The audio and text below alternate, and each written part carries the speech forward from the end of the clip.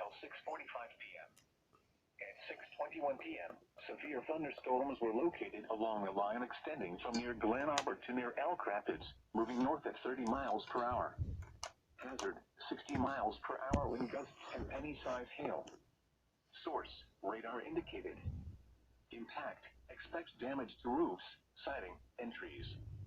Locations impacted include Traverse City, Leland, Empire, Grand Traverse Light, Sleeping Bear Point, Bingham, Glen Arbor, Suttons Bay, Northport, Cedar, Graniteville, Lake Leelanau, Mapleton, Burdickville, Maple City, Glen Haven, Old Mission, Omena, Teshaba Town, and Leelanau State Park.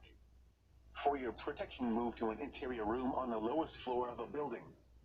Repeating, a severe thunderstorm warning has been issued until 6:45 p.m. for the following counties in Michigan: Grand Traverse and Leelanau,